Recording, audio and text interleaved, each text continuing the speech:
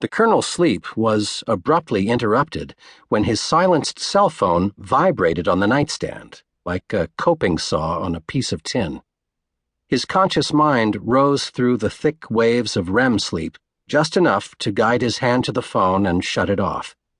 Gratefully, the practiced maneuver spared him any significant mental effort, and he was able to slip back down into the depths of perfect slumber, noting the faint breeze beating gently on his face from an overhead fan.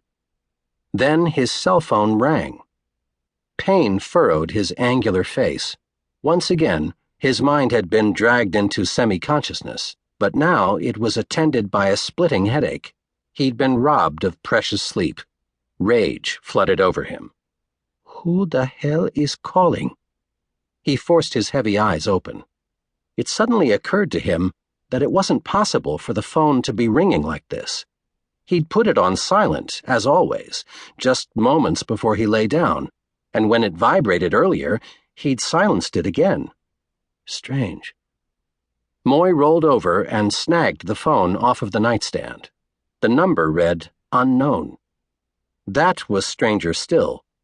Only 2 people had the number to this particular phone, and they were both well known to him. The first was General Mwanga, the overbearing Ugandan army officer in charge of the African Union Military District, to which Moy's command theoretically reported.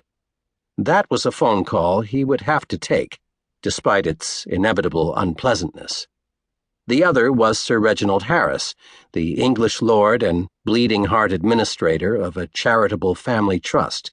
But that would have been a very enjoyable phone call to receive. Harris would have rung him up only if he was ready to pay the additional security fees Colonel Moy demanded in order to release the shipment of corn-soya blend, CSB, the trust had shipped to Mogadishu 2 weeks ago. Harris's CSB shipment was intended for 3,000 starving Somali children at a refugee camp 100 kilometers toward the northwest.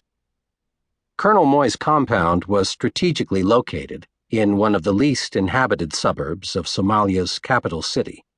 As the commander of a unit of Kenyan troops assigned to AMISOM, the African Union Mission in Somalia, Colonel Moy's responsibility was to ensure the safe transport of much-needed foodstuffs from Mogadishu's revitalized deep-water port to the hinterland, where famine had once again displaced over 1 million starving Somalis.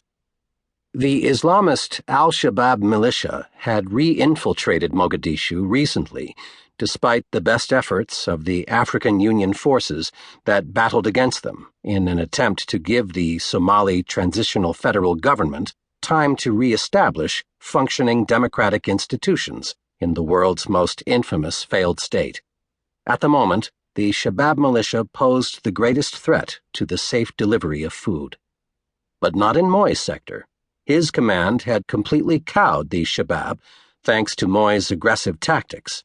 Or at least, that's what Colonel Moy reported to the Western aid organizations that coordinated deliveries through him. Moy cultivated the extremely profitable fiction for naive outsiders.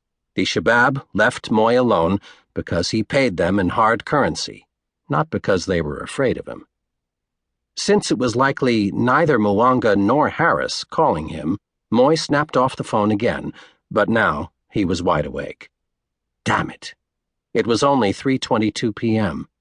He decided to fetch a cold beer from his refrigerator. He padded barefoot across the silken, hand-woven carpet toward the tiled kitchen area. The cold marble felt good on his aching feet.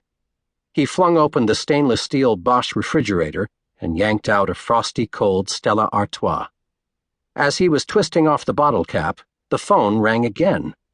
He took a long swig and marched back over to the phone, slamming the glass bottle down on the nightstand. With any luck, he'd have the fool on the other end of the line in chains before nightfall, and a 12-volt car battery clamped onto his balls. Moy snatched up the ringing phone. "Who is this?" As an educated Kenyan, Moy spoke excellent, though heavily accented English. Like many Africans, he was conversant, if not fluent, in several tribal languages.